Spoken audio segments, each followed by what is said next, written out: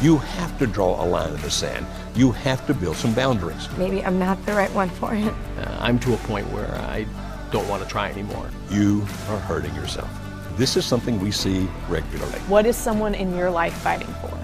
And how can you be there for them?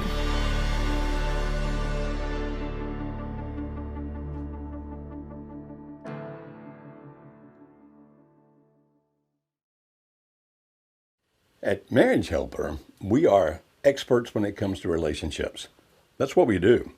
As a matter of fact, we're really in the love business, helping people learn how to be in love, sometimes even how to find the right love when they're single people, how to develop and deepen their love when they're married to each other, and when necessary, how to rescue lost love. So that means that some of the work we do with people whose marriages are in trouble. And you can imagine the kind of stories we hear because the people that contact us are typically the ones who want to save the marriage. And we listen to their stories. I mean, the people on our team are really amazing about how they work with people. We also have Facebook groups and things like that. And we get to hear a lot of stories. And sometimes in those stories, and Kimberly can attest to this, we listen to a person talking about what he or she has done or is doing or intends to do and think, wow, maybe, just maybe, this is not all your spouse's fault. I mean, maybe you are part of the problem, and sometimes even maybe you are the problem. Oh, now don't panic. If you've tuned in because of the fact that you're thinking, I'm looking for help, and you guys are going to start off by beating me up and saying I'm the problem, no, that's not the case at all. That's not what I'm trying to say. We'll actually talk about a balance here, but as Kimberly Holmes, our CEO, who is joining me on this program, and I will talk about, what responsibilities should you take? Which ones should you not? Like, this is not my fault. Where's the balance here that can help you if you want to make your marriage good, if it's in trouble? What can you do? But it can't be just by completely blaming the other person, except sometimes it really is altogether the other person. Now, it's rare, but sometimes that's the case. Yeah, so that's very hard to come to grips with. So how do I know? I mean, the question I'd be asking right now is, how do I know what my situation is? Am I the one where, am I part of the problem? Am I the entire problem? Is my spouse the entire problem? That's what I would be thinking. Right. And so people, I guess, would want to be able to write in or call in and say, tell me exactly my situation. Well, in the situation here, we'll actually try to get to some questions if you're online live with us right now. Type the questions in. We'll get to them if we can. But let's first talk about general principles. And the first one would be this. Occasionally, it's rare, but occasionally it altogether is the other person. And I'm going to give an extreme example, but this makes it come alive, I hope. I know of a lady that 3 weeks after her marriage, her husband actually tried to kidnap 2 teenage girls. And of course, she divorced the guy. Well, we wouldn't say that she had anything to do with that. Or if you have a spouse, a husband or a wife that was an addict before you ever met them, they hid it. You wound up with each other, and then that addiction comes to light afterwards. We certainly wouldn't say that you are a contributor to that addiction. It occurred pre-you, before you. But in most situations, if there is relationship problems, like in a marriage, both people have contributed to it. And sometimes it's the person wanting to save the marriage who has done the biggest amount of damage. So let's get into that. Okay, let's get into that. What I just heard you say, though, was I've been married. There wasn't anything pre-marriage that I know of or anything like that. Now we're married, and this problem has come about. If my husband, since my husband's name is Rob, so if Rob is out and he's having an affair or he's gambling and spending all of our money or something's happening, but it happened post-marriage, are you saying that I could have a part of him doing that? I say you could. I could. But you understand that even in a situation like that, suppose he's gambling and you find that out, there probably is still something pre-marriage, even if you don't know about it, that set up something like that, because those kind of addictions don't just typically appear out of nowhere.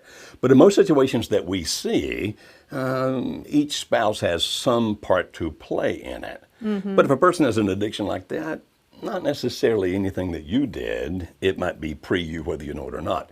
But most of the situations we see are more like we wind up fighting all the time, or my husband or wife says I'm dominating or controlling, or my spouse has gotten involved with someone else. Now, right there, I know what they're thinking. You're thinking, wait a minute. You're saying if my spouse had an affair, somehow it's my fault? What do you think? What do I think? Yes, throwing it back to you. Oh, me. Well, first of all, what we teach here is part of that there's this blend of things that have happened, and it's not this black and white, here's the steps that happened and exactly what happened for your marriage to get here. It's this blend of maybe pulling apart. Maybe y'all had kids and life pulled you in separate directions, and one person ended up meeting someone at work and felt that emotional connection and then disconnected, and it led to this. And it wasn't your fault completely, but there was something that happened back here that wasn't addressed when it should have been, that then led to something else happening. Which means that does not justify what your spouse did. It never does. But it could be that you played some role. Now, think about it this way. We typically talk about affairs as being three different kinds of affairs. One being the short-lived affair, which is primarily sexual, being in the wrong place at the wrong time and doing the wrong thing. Typically, it's not this spouse's contribution that sets up that kind of an affair. For example, if your wife or husband did that, it may not be that anything you did was a contributing factor. But most affairs, at least the ones that we deal with, are the ones that we call relationship affairs. And relationship affairs often occur because of the fact that the person feels he or she is missing something. All right, stay with me. I'm not saying this is your fault if your spouse had the relationship affair. I'm not saying it justifies what he or she did. What I am saying is that if your relationship had been good and strong and solid, maybe, just maybe, that other one could not have developed. So I feel like already I'm beginning to make people feel guilty here, and that's not what I'm trying to do. So help me balance this out where it makes some sense. I will help you balance it out, but you. I am going to maybe make it worse before I do that. Okay.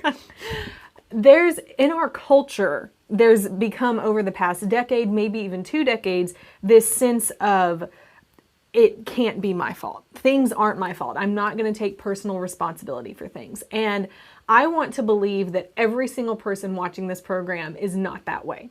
That we are people who we can look at things and we see our part of it, and we are willing to say, I'm going to own that and I'm going to fix what I can because of that. But what we've seen here at Marriage Helper, not typically with the people we end up actually talking to, but the people who will comment on things that we post or different things like that, is no, once a cheater, if it's about an affair, for example, once a cheater, always a cheater. I just needed to drop him or her and move on with my life. I had nothing to do with it. But then you see that there's a chronic issue. The next person that they marry, there's more issues. There's never, once it happens multiple times, we tend to step back and say, maybe something you're doing is leading to this problem. Not justifying. Not ever Not justifying. causing what the other person did. They get to but make those choices. It can become a contributing factor. It can, yes. So, how would you know? Well, let's talk about that. What kind of things can you look at to see, have I contributed to what might be going on in my marriage? Now, we're not trying to make you feel guilty. We are not trying to beat you up. But what Kimberly just said, I agree with wholeheartedly. We live in a culture where people want to make sure that nothing is my fault. It's my mother's fault. It's my dad's fault. It's your fault. It's the government's fault. It's somebody's fault. Right. But if we look at this, let's at least take responsibility for what we have done, not justifying what your spouse did this bad. Right. So the first thing I would say is this. If you want to try to figure out if it's your fault, no, that's not the word. If you are a contributor to what might be happening in your marriage, let me say it that way. It's not your fault, okay? Then the first thing is, are you being the real you?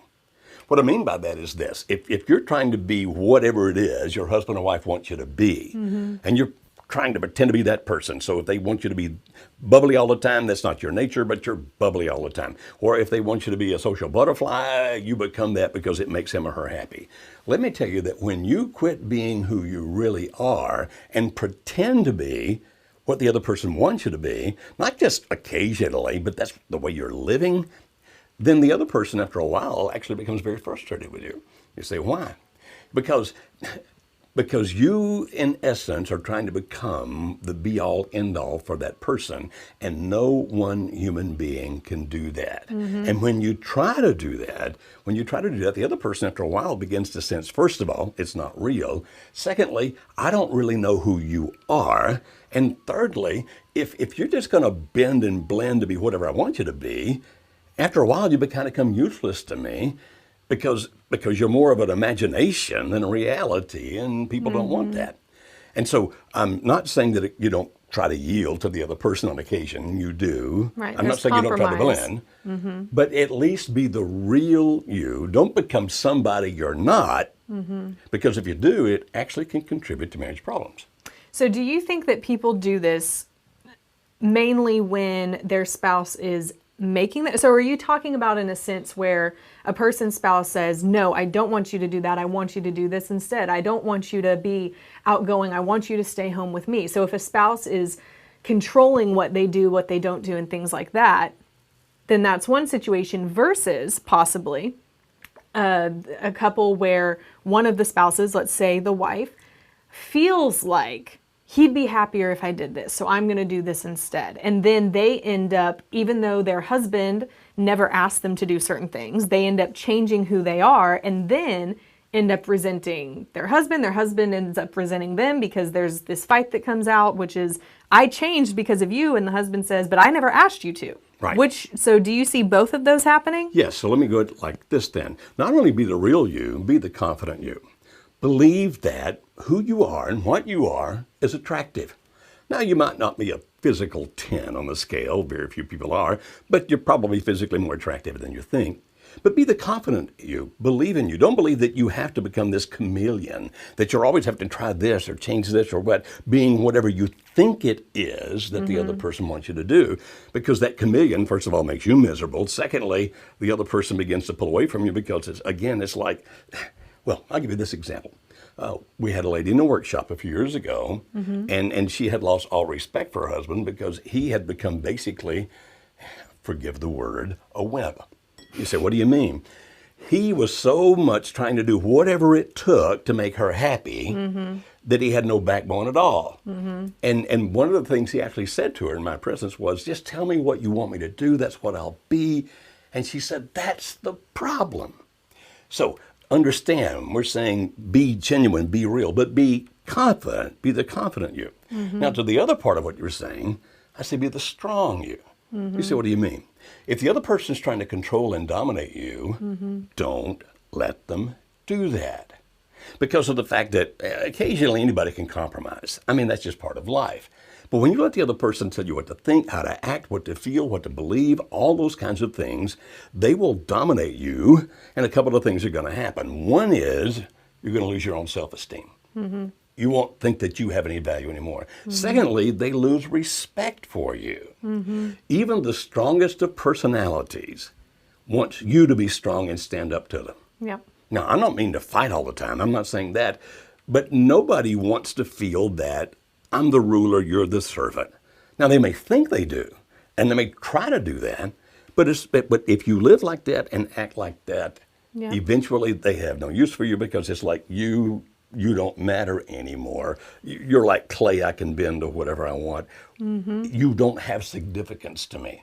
So be the real you, be the confident you, believe in yourself. Right. Be the strong you, don't let the other person dominate. Now, if you're saying, wait a minute, are you saying then that I've let myself be dominated, that I've actually contributed to our marriage problems? And my answer is yes. Now, listen to me, don't panic.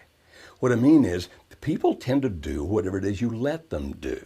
And if that spouse, your husband or wife, is dominating, controlling you and doing those kinds of things, the very fact that you allow it to happen and repetitively allow it to happen means that, yes, you are a contributor to what's going on. You really are. Somewhere along the line, you need to stand up and say, look, I don't want to be mean or vicious myself. I don't want to control or dominate you, but I will be treated as an equal. I will not be walked on. I will not be your doormat. And in that sense, yes, you are contributing to the problems by allowing him or her to do the things they shouldn't do. Okay. Here's another one I see. I see this a lot. So let's say there's a person and they are the ones who are trying to save the marriage, whatever that marriage situation has been, but they obsess about everything. I mean, they have to have affirmation to know that what they're doing is right. They're constantly reaching out. Typically, when we see a person like this, one of the things we say is, or we wonder, is this how they were in their marriage? Constantly wanting affirmation from their spouse, constantly, or just constantly, what's the word I'm looking for? Not annoying, but Annoying is a good word. It can be very annoying, where it's just every single thing. Or if there's a problem in their marriage, then they aren't going to let it go until they feel like it's been fixed. I mean, Right. tell about how that... People that do that often act very possessively. They'll often be very jealous people. And sometimes they even do what's called a push-pull behavior, meaning I need your affirmations so much. I need to know that you love me, you want to be with me, you're going to be here no matter what, that sometimes I'll actually even push you away, not hoping you go away, but I'm hoping that you'll break through that to prove to me that you'll be here no matter what.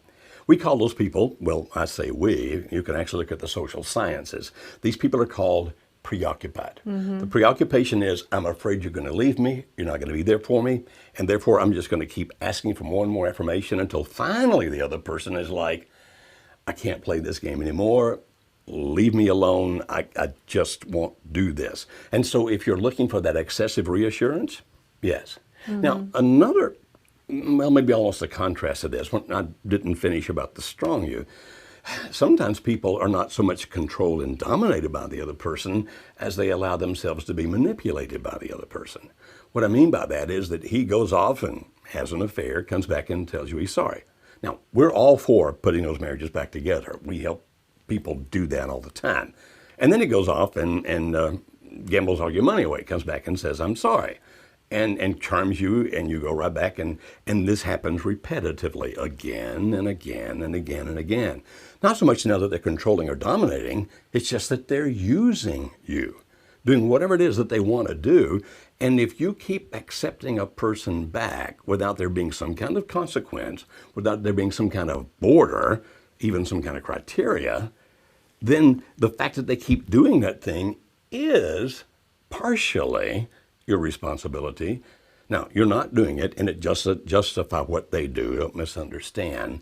But the fact that you tolerate it, allow it, means they'll do it again and again and again and again. And so until such time as you stand up on your hind two feet and say, no, I'm not going to let this happen again and again and again. Now, I'm all for forgiving. I'm all for putting the relationship back together. But certain boundaries will be put in place. Things are going to happen. And if you violate those boundaries, here's the negative consequences going to come. Again, people pretty well do what you let them do. And if you continually let them do that, and they do, and then you're whining, oh, poor pitiful me. Yeah. Well, I do feel sorry for you, but don't you understand that you're the only person in the position to stop this from happening?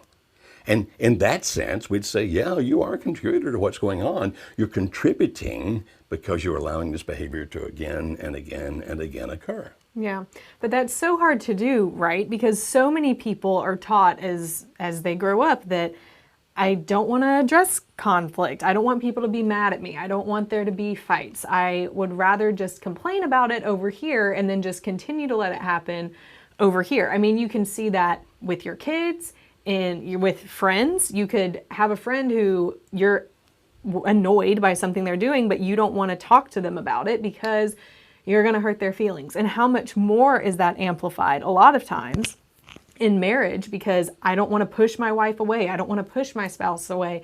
And then they end up not doing anything because they don't know how to. And then if they do try and approach their spouse and they do it once they've had it up to here, then they're going to blow up, and then it's not going to be productive to doing what we want for there to do, to put boundaries in place. So how, I know we've talked about this many times before, and I don't want you to go all into it right now, but how do people navigate that line? Well, you understand that there's ample research that couples that never argue have a dramatically higher likelihood of divorcing each other. Yeah. It's because if you never argue, then the other person doesn't know how you feel. They continue to do behaviors that really just tick you off. And when you do get it up to here, it's glorious to behold.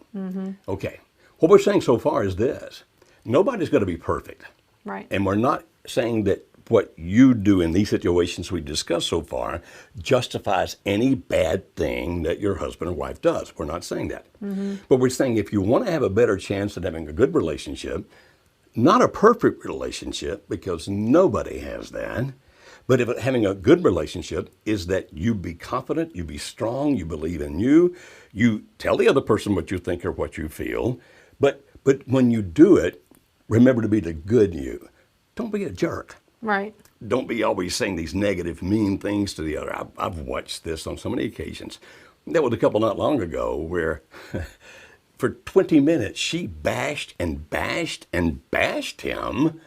And finally she kind of wound down, and I looked at him and said, what would you have to say? He talked like 30 seconds, said one minor negative thing about her, and she exploded. How dare you talk about me this way? Wow. And so her whole thing was, I'm attacking this guy because in her mind, he's scum. She's perfect, therefore she accepted no responsibility for any of her actions whatsoever. So be the good you. Accept responsibilities for your behaviors. Don't be a jerk. Don't continue to say all these negative things to the other person and then wonder when they leave, why did he leave me? Why doesn't he or she want to be around me? In one of our workshops, now understand that in our intensive 3-day workshops for marriages in crisis, it's called 911, and it has an extremely high success rate. 3 out of 4 couples that come to our weekend workshop actually wind up staying married, even though about 90% of the couples that come to our workshop, one spouse doesn't want to save the marriage. So we say it's a pretty remarkable weekend. Yeah. It's not a guarantee. It's an intense weekend. We go through a lot of things. And one of the things we do in that weekend is we say you can't be giving marriage advice to other people in the workshop during the breaks. Okay? Right. Don't be telling him or her. And yet in one workshop, there was one woman who was just so mean. I mean, that's the only word I can use. She was mean to her husband. She was mean to everybody else. And I finally realized that at the breaks, in violation of our rules, people were going to him and saying, don't go home with her. Now, we don't want that to happen in our workshops, you understand, so I had to stop it. But I was thinking, I don't blame them for saying that. Kind of agree. She's just mean. Yeah. And the fact that he wants away from her is not his fault. Actually, she was the one driving him away. Yeah. Then she drug him to the workshop to make us fix him. Well, we don't fix people. We teach relationships. We teach how to put relationships back together. Yeah. So in all of these, be confident, et cetera, be good.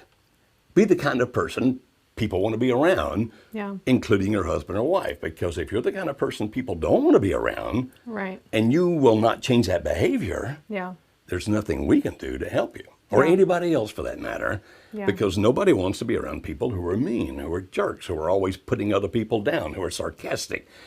I even saw one couple fall apart because he wouldn't quit making fun of her. And she said, this is killing me, stop. And he wouldn't do it. He says, it's funny. But you understand, he was being a jerk.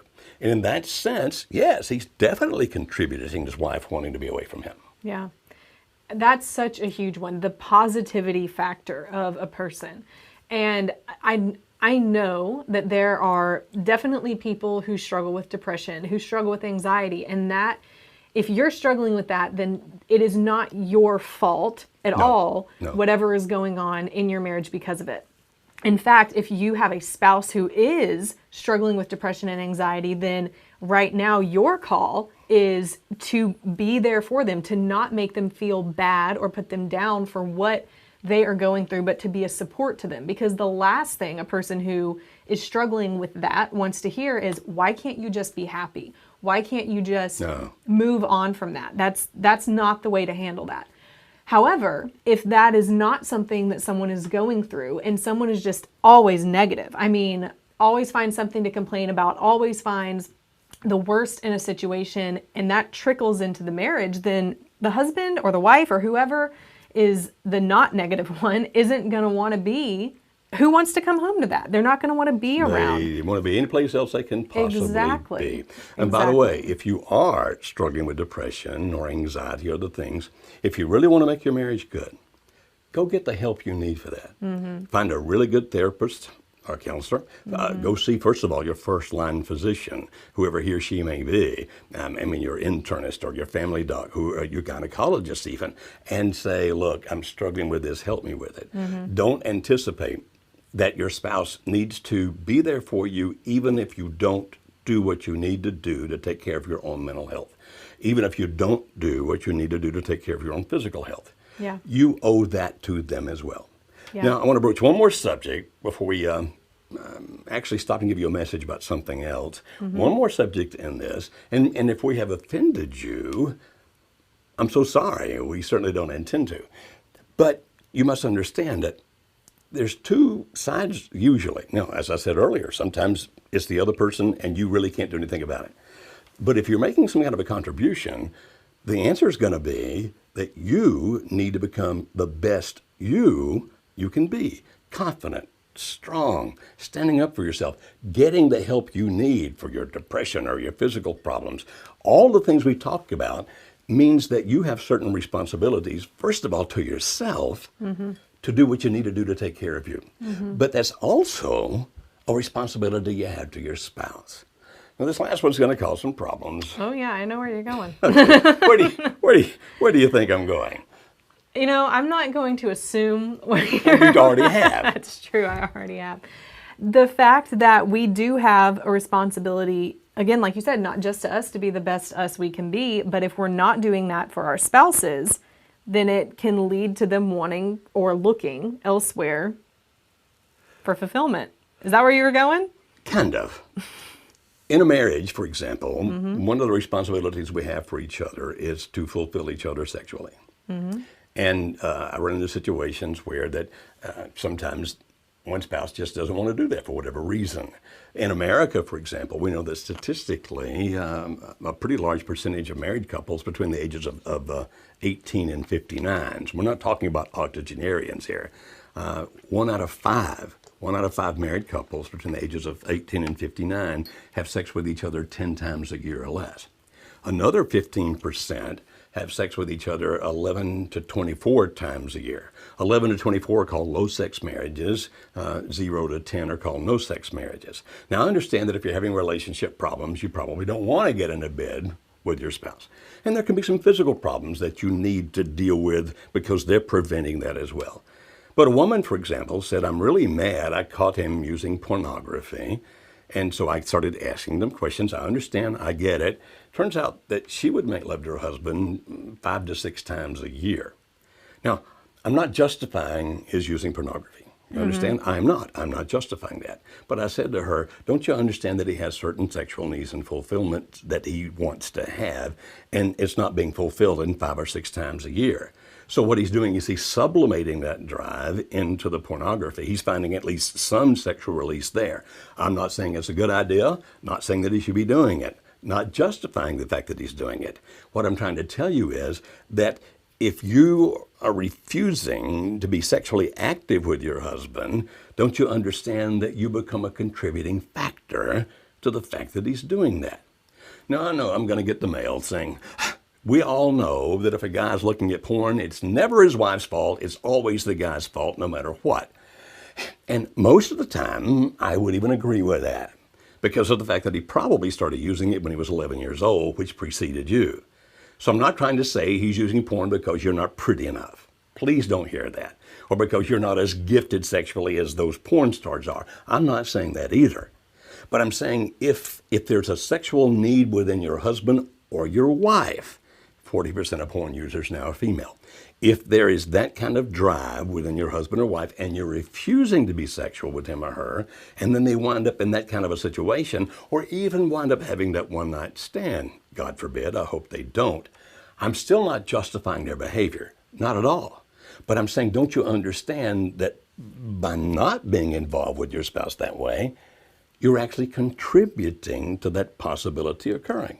Now, to you people, for example, that are Bible readers, there's actually a passage in the Bible, 1 Corinthians chapter 7, that talks about fulfilling each other sexually so that you will not be tempted because of your lack of self-control.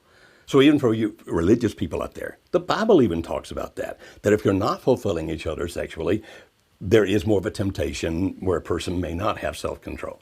So I'm saying in that situation, fix whatever needs to be fixed in the relationship, in your physicality, whatever you need to do so that you can make love to each other. Because if you don't, and your husband or wife still has a sex drive, you're setting them up for temptations. Therefore, you have some responsibility in contributing to whatever they do.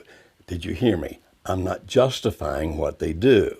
I am not justifying what they do, but I'm trying to tell you that you are a contributing factor. Well, that might be the end of me. I'll be drummed off the planet now. I'll be voted off the planet Earth. There, no, I don't. I don't think that's going to happen, because what I hear you saying is that, first of all, these things can be fixed, but we have to be willing to come to the reality of what the real problem is.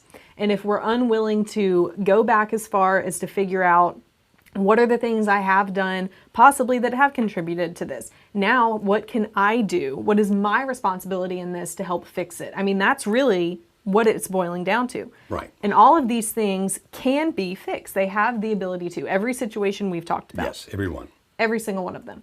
But another thing that people would do at a time like this is they get this information and they start freaking out about it. And then they say, okay, now I have to implement all of this and I have to change. And then next week they'll hear something completely different and they'll say, oh, that's the next thing I need to do. And then they'll implement all that. And so it's this constant cycle of just hearing, freaking out, implementing, because you're grasping at whatever you can. What we recommend is, first of all, be calm. Yeah, calm down. Be the calm you. And take it one day at a time. None of this is going to change overnight or in the next week or probably even in the next month, although you'll probably start seeing some progress, at least in you, in the next month.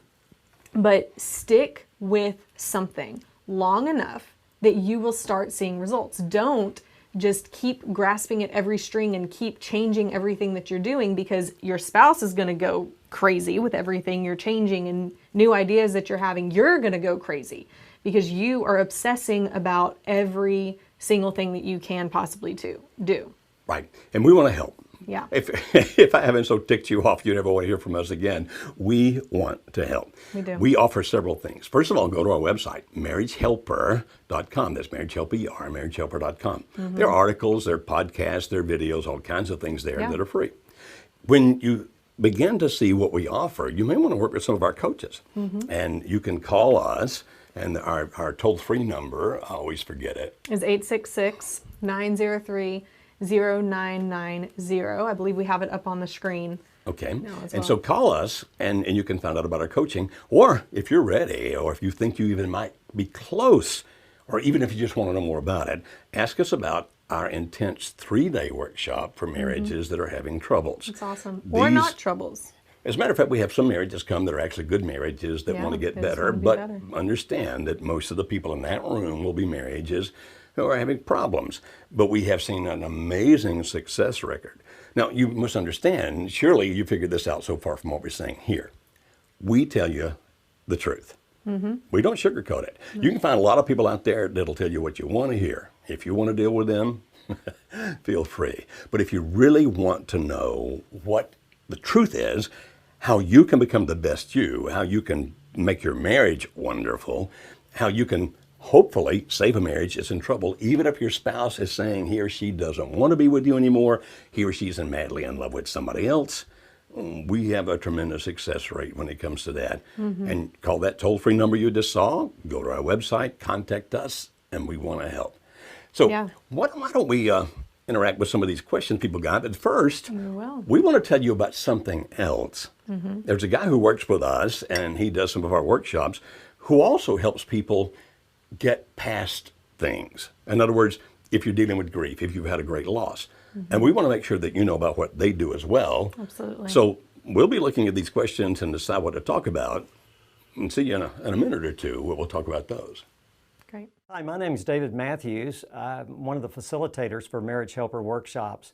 My wife and I founded Spark of Life in 2009 after the death of our grandson, and we do grief recovery retreats for those who've experienced devastating loss. Our goal at the retreats is to give hope that though life can never be the same after loss, life can still be rich and fulfilling. Our retreats are given as a gift by Spark of Life due to the generosity of people all over this world who want to help people who've experienced loss. So all your materials, all your room, all your food is paid for by Spark of Life.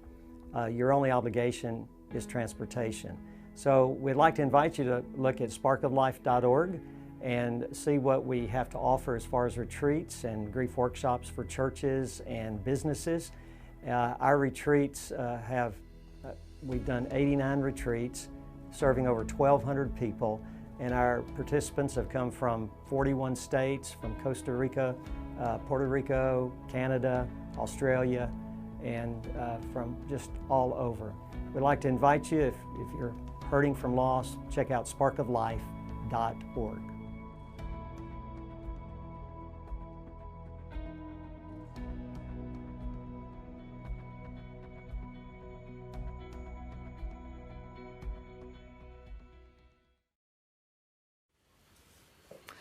Great. So that was David Matthews, one of our workshop coaches, who's absolutely awesome. And his organization, Spark of Life, they do some absolutely amazing, amazing things. All right, Joe, we have some questions that people have. I'm going to slide my laptop over say, here. "Drop dead, you fat old man"? No, I'm just curious. none of them say that. None of them say that. Good. All right. I'm glad. So one person says, so what if I know that I was absolutely part of the problem, but he doesn't want to talk about it? I want to tell him all of the things that I'm learning about myself, but he won't talk to me about it. Right. First of all, I would suggest that you don't necessarily go and do that. There's a way to do it, but not always directly. You say, why? There can be value, and I've actually encouraged people in the past to write letters and say, I take responsibility for the things I've done wrong, and I want to tell you that I'm sorry.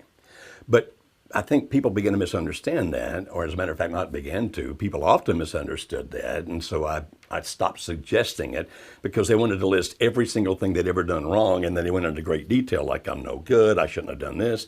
Even wrote it to the point where that I began to be afraid that if your spouse goes ahead with a divorce, they're going to show this to the attorney, and the attorney's going to show this to the judge, and you just made yourself sound like the worst person on the planet, Wow. and that's not smart. Yeah. So if you're going to take responsibility for behavior, and I think that you should, if you want to write that letter, make it very succinct, like, I know I didn't listen to you as much as I should. And then if you list 3 or 4 things like that, I wish I'd spent more time with you, whatever it might be, fine. Make it more generic so that he or she knows that you're actually taking responsibility for your behavior. And don't say, I'm sorry after every one of them, put it at the end, and I'm sorry I did that. If you decide to write the letter, that's the way to do it. Succinct, not too much detail, only say you're sorry once. Now, if you say, well, I don't want to do the letter, that's fine. I want to be able to tell my spouse that. Okay, but you cannot, and it won't work if you try, until such time as he or she is ready to hear. So what do? Well, we don't have time to explain all of this in detail. We've talked about it on many other programs. You become the safe place so that when your husband or wife has any communication with you, even if it's about business or about the kids, you're warm, you're friendly, you're safe. And if at any point he or she ever starts opening up, now you can't make them do this. You have to be patient. You have to be tolerant. And if or when he or she does open up, you're the very safe place. You don't attack, you don't criticize, you don't condemn, you listen. And when you can, you let them know you understand. I can see how you felt that way.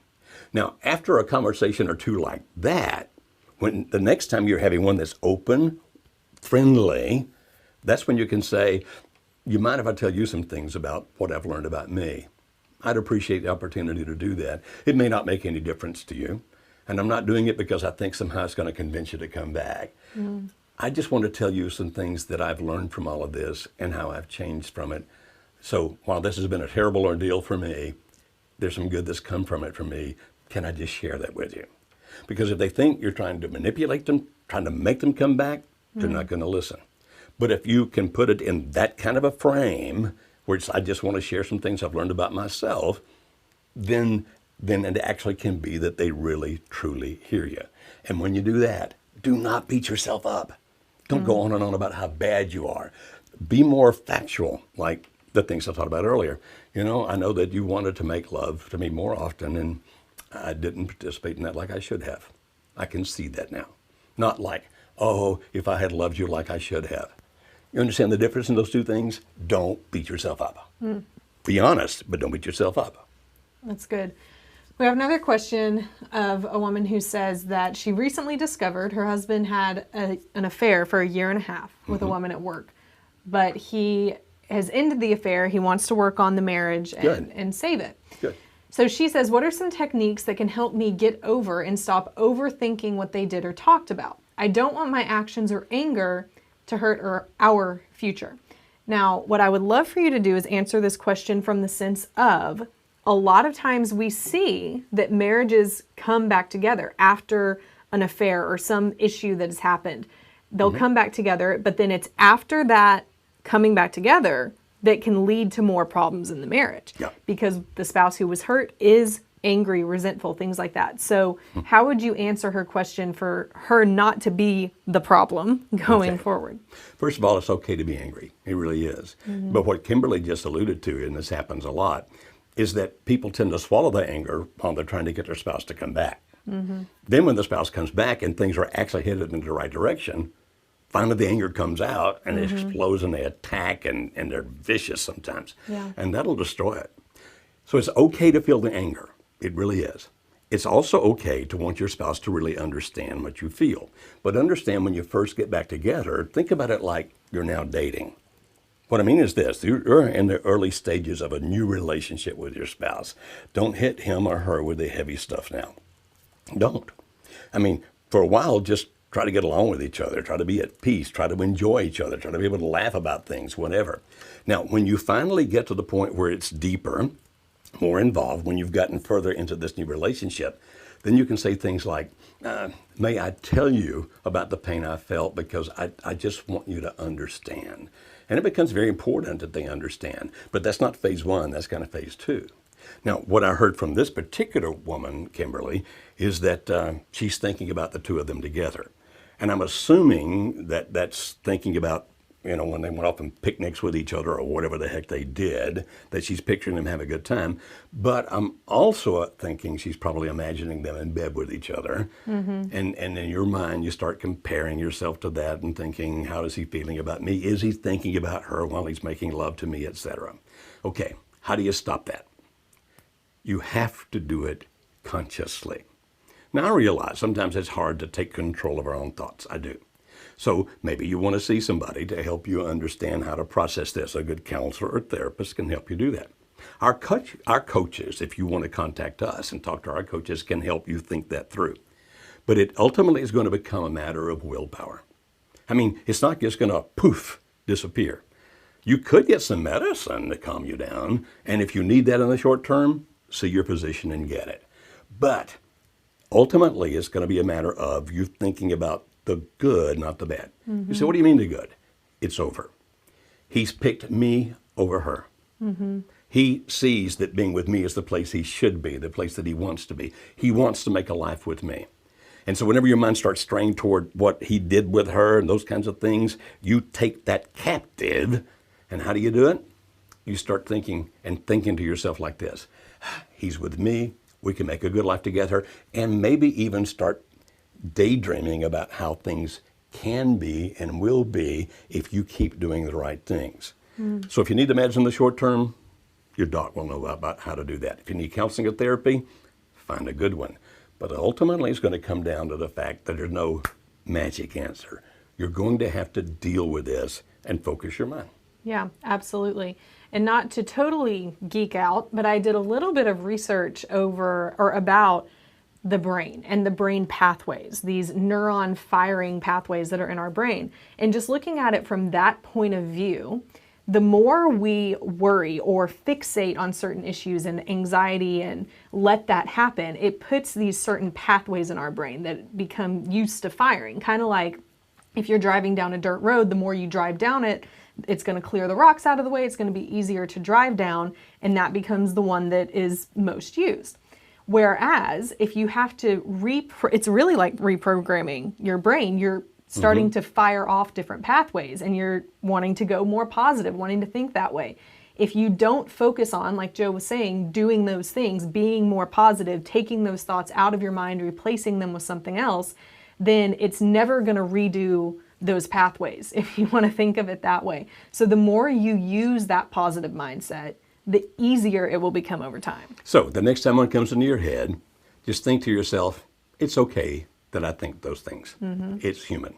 But you know, I need to think about something else that's going to be better for me. Yeah. And then start focusing and thinking on the other thing. Yeah, I know it's easier said than done, but it is doable. Yeah. All right. The final question that we have is, this person says, am I the problem because she is hiding the affair deeper instead of genuinely wanting to save the marriage? Multiple times the truth has come out that she keeps sleeping with the affair partner. Okay, I'm not understanding the question. Okay. Help me understand this. So this man is asking, am I the problem because she's hiding things from me? Oh, meaning the wife. The wife. Okay, so still help me understand the question. Okay. Well, what I think is interesting about this question is this person is asking, am I the problem? And he's saying, like, because my wife is hiding things from me, because she's still sleeping with the affair partner, because she's still doing these things. I don't think it's a direct correlation. I think that there's a breakdown somewhere in here of you're thinking, to the person who's asking this question, you're thinking that because of something you have done, she is hiding the affair from you, when it's probably more like she's hiding the affair from you because she doesn't want to get caught because of something else. It's not necessarily because of something he's done right now. Okay, and in case the question actually means something different, let me say this. If you're saying she's hiding the affair, I know she's having the affair, I'm letting her keep hiding it, I'm not exposing it, therefore am I part of the problem? Oh, yeah. If that's what you're asking, then it boils down to this. What do you want to happen next? So for example, if you really want to bring this thing to a head to see if maybe she'll stop having the affair, maybe if you can save the marriage, then you can expose it. And you can do that. But understand that if you expose it to anybody else, then there's also the likelihood that she'll become very angry and that she'll leave you for the other guy. Now, it's a roll of the dice if you decide to do that.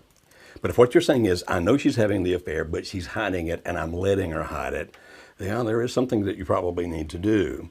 But maybe it's just the two of you talking to each other. Now, there's also potential danger here.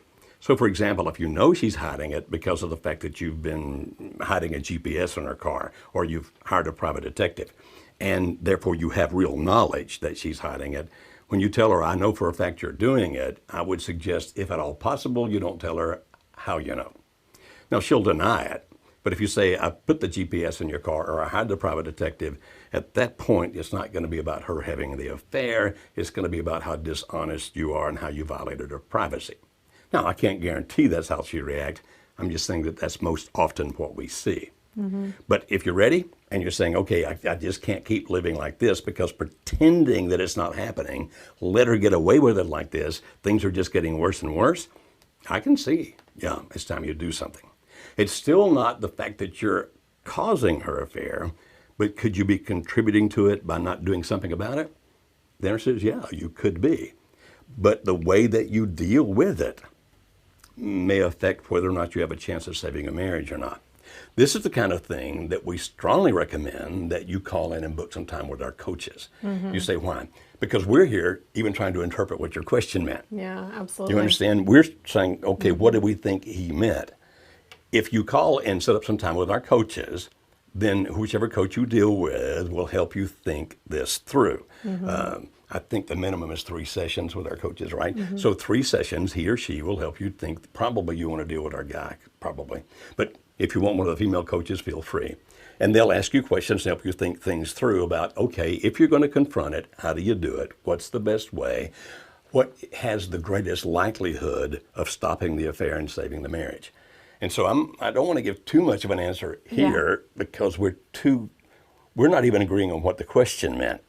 Please call us, call our office and set up some time with our coaches. They're very reasonably priced and you could save yourself a whole lot of misery Oh, yeah. by spending some time. And that telephone number again, If you want to know more about coaching, workshops, anything we do, it's 866-903-0990. And that is actively manned from 9 a.m. to 4 p.m. or I'm getting my numbers wrong, 8 a.m. to 5 p.m. Monday through Friday. But if you leave a voicemail, we're going to get back to you. We really do care about talking to you and about getting back to everyone. So you can also go on our website at marriagehelper.com and fill out any of the contact us forms there, and someone will get back in touch with you as soon as they can. Joe, we have another question I want to get before we end the program. Okay. I love this question. You alluded to it earlier in the show. This man says, I changed who I was to appease my wife to avoid arguments. Now she wants a divorce because I'm a wimp. Now what? Now, if I speak my mind, she thinks I'm being a jerk. well, you understand that even when people don't like what we have become, they still tend to react negatively when we start becoming somebody else. Okay, so you changed and you became the quote wimp, end quote, because you're trying to appease her. Okay, you finally realize that's not working, she doesn't respect me, etc., etc. So now you speak your mind. Why is she reacting negatively to that? Because she's reacting negatively to the change. She was able to control and dominate you because you allowed it to happen. So what do? I suggest, and again, I don't make your decisions for you, you make your own decisions. But I suggest that you do continue to stand up for yourself, but don't be loud, don't be strident, don't be mean, don't say harsh things. Just be very strong. Now understand that when you do that, to get back to what you were before, she may become more intense. If you ever studied behavior modification 101, you'll understand this. If she is used to you behaving in that way, and now you've become the strong guy, she's going to intensify her behavior, trying to get you to go back and be the person you were before. And so as she intensifies or exacerbates her behavior, don't react. Just stay strong. Be calm, be solid. Okay? So just look at her and say, well, I'm sorry that you're upset, but I'm not changing my mind about this. Or, I hate the fact that you're yelling at me, but I'm not going to yell back at you. You be that strong, calm, gentle guy that just doesn't give in. And after a while, that exacerbated behavior will likely start diminishing. But don't change, don't yell back at her, don't do anything else like that. Just still be strong. Because what are your options? You can either become a total jerk, which he's accusing you of being. That's not good. Or you can go back and be the wimp. That's not good either. So the only option, it would seem to me, that has a good potential for you is to be the strong guy. Calm, gentle, but strong, and don't back off on that. Just be that guy, even if she accuses you of being the jerk. Unless you want to be one of those other two people. If you do, it's your option. You can do that. But I don't think you'll be happy doing that based on what you've said so far. That's good. Well, I hope during this show we have really filled out what that means of maybe you're the problem. It can be hard to hear, but sometimes we need to take that internal look and say, what is it that I could be doing different? What is it I could be doing better? And ultimately, first of all, for me, what can I be doing to make me the best person I can be? And then, of course, helping that to affect my marriage in a positive way as well. So whatever we can do for you, we are absolutely here for you. As we've said earlier in the program, you can find more of our articles on marriagehelper.com. We encourage you to like this YouTube channel, to look through the videos that we have here and get some help for you in that way as well. And if there's anything we can do for you in terms of getting you plugged in with a coach or signed up for one of our workshops, we have an amazing summer pricing special that we have on our workshops this summer that's absolutely incredible. Summer is a great time to travel and a great time to be in Nashville, which we love so much. And if you want good food, I mean Southern food, biscuits, hot chicken, Nashville is the place to be. We would love to have you here at one of our workshops to And if you're thinking, well, I don't know if my spouse will come to the workshop. We need it, but I don't know if he or she will come. You call us. Our client relationship people, They are really good. They care about you. They'll listen. They'll help you think things through. And they'll also help you think about how to talk to your husband or wife about coming to the workshop. Yeah. Even if the workshop is the best thing for you, or if it should be coaching or something else. Yeah. So that call's free. You just call Yeah, us, absolutely talk to our free. client relationship people, and they will listen, they will care, and they will help guide you to the best resource for you. Yeah, absolutely. We care for you and we're here for you. So until next week, have an awesome week and we will see you next time.